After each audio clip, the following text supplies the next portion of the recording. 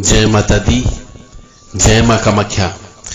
कामाख्ये वरदे देवी नीलपर्वतवासिनी त्वं देवी जगत माता योनि मुद्रे नमस्तुते।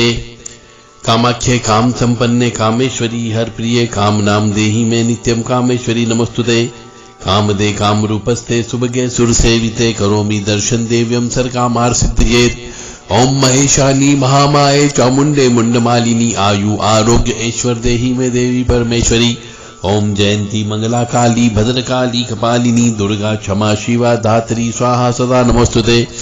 ओम सर्वमंगल मांगल्ये शिवे सर्वासाधिके शरण्ये त्र्यंबके गौरी नारायणी नमस्तुते। दुर्गति नाशिनी दुर्गा जय जय, काल विनाशिनी काली जय जय, उमा रमा ब्रह्माणी जय जय, सीता राधा रुक्मणी जय जय, महालक्ष्मी नमस्तुभ्यम सुरेश्वरी, हरि प्रिये नमस्तुभ्यम दयानिधि, काली काली महाकाली काली के पाप नाशिनी, खड़ग हस्ते मुंड हस्ते काली काली नमस्तुते। काली काली महाकाली काली के परमेश्वरी, सर्वानंद करी देवी नारायणी नमस्तुते। ओम ह्रीं दुर्गाय नमः। ओम ह्रीं बटुकाय आपदुद्वारणा कुलकुट बटुकाय ह्रीं। देवराधा ट्रस्ट की तरफ से सत्यवाणी की प्रस्तुति। मनुष्य अब ये सोचने लगा है कि क्या कोई ऐसा साधु, क्या कोई ऐसा सन्यासी, कोई त्यागी, कोई तपस्वी, कोई महात्मा या कोई शंकराचार्य या फिर कोई ऐसा तांत्रिक अघोरी ओघड़ जो इस महामारी को रोक सके। अब क्यों याद आने लगे उन मनुष्यों को, प्रबुद्ध नागरिकों को? क्योंकि पहले तो जब अच्छे थे तब तो इन सब मनुष्यों को कोसते थे कि ढोंगी है, और आज जब बीमारी अपने सिर के ऊपर आके बैठ गई, महामारी रूप उत्पन्न हो गया, तो अब याद आ रही कि क्या कोई ऐसा व्यक्ति नहीं है कि जो इस महामारी को रोक सके?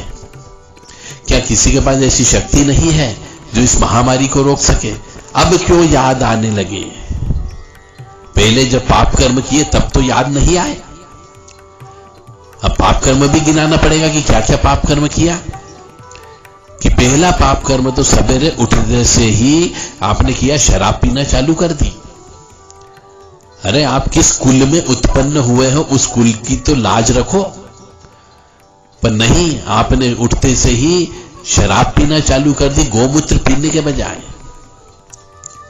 जब भोजन कर रहे हैं तो आपने मीट मटन मछली खाना प्रारंभ कर दिया।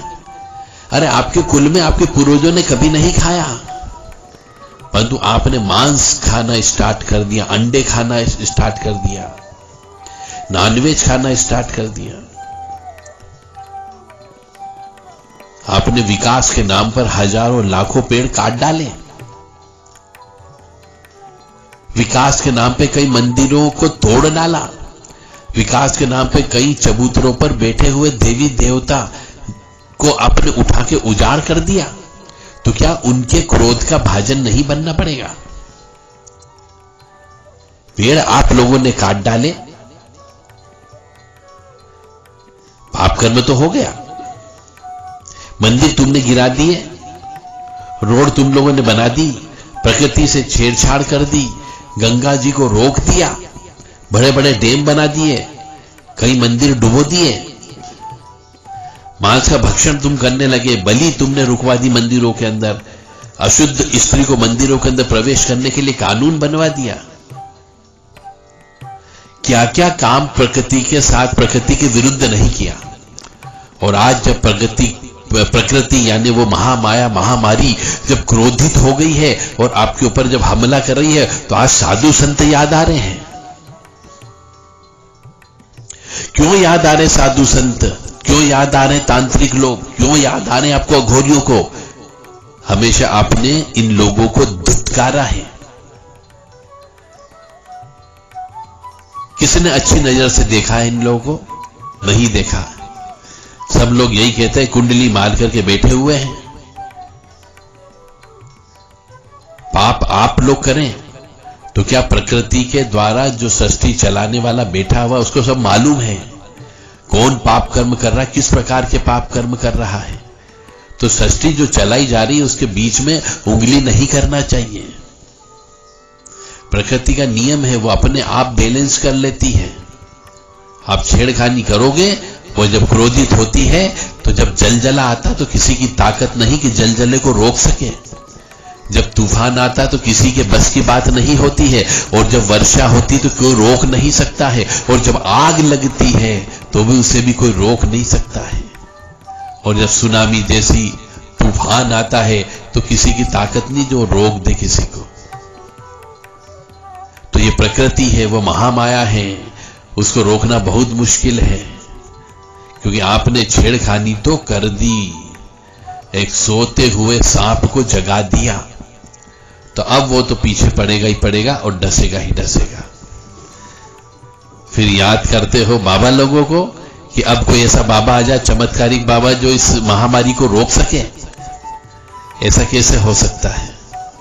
ये बिल्कुल नामुमकिन है। पाप कर्म आप करें और वो बाबा अपनी शक्ति से इस महामारी को रोक दे, क्यों रोकेगा? आपने अपने स्वार्थ के लिए हवन करना बंद कर दिया, बड़े बड़े महल बना लिए कि काले हो जाएंगे, हवन नहीं करना है, हवन करना बंद कर दिया। कुल देवी देवताओं का अपमान करना प्रारंभ कर दिया, कुल देवी देवताओं के यहाँ पूजना बंद कर दिया, पितरों को पानी देना बंद कर दिया, तो उन सबकी नाराजगी का फल तो भोगना पड़ेगा। अब कोई बाबा सामने नहीं आएगा, न कोई तांत्रिक सामने आएगा, और न ही कोई ओघड़ अघोरी सामने आएगा। सबको अपने अपने कर्मों का फल भोगना है और भोगना ही पड़ेगा। अभी भी समय है, सुधर जाओ। सनातन धर्म की जो परंपरा, परिपाटी, रीति रिवाज, मान्यता, प्रथा, उन सब का पालन करो।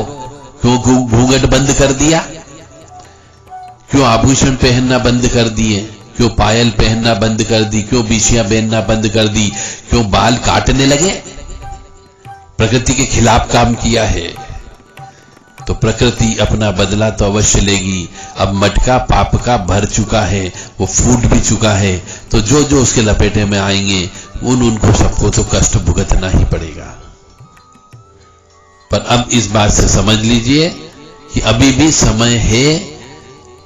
यदि इस महामारी को रोकना हो तो हवन करना प्रारंभ करो, क्योंकि आपने हो सकता है 10 साल, 15 साल, 20 साल से घर के अंदर हवन पूजन नहीं कराया होगा और नहीं किया होगा। तो जो जो शक्तियां, अदृश्य शक्तियां, चाहे वो नकारात्मक हो या धनात्मक हो, वो सब भूखी बैठी हुई है आपको खाने के लिए। बचा सको तो बचा लो अभी भी हवन करके, और नहीं बचा सकते हो तो कोई भी नहीं रोक सकता मौत के मुंह में जाने से। मां भगवती सबकी रक्षा करे। मां भगवती जगत जननी आद्य शक्ति भवानी, उसके क्रोध को शांत केवल भोलेनाथ ही कर सकता है बस। और प्रकृति ही देवी है और उसने क्रोध कर लिया है। अब करवट उसके हाथ में है कि जिधर चाहे उधर मोड़ दे। मां भगवती जगत जननी आद्य शक्ति भवानी आपको बुद्धि दे, सद्बुद्धि दे कि अभी भी हवन करने के लिए आप तैयार हो जाओ।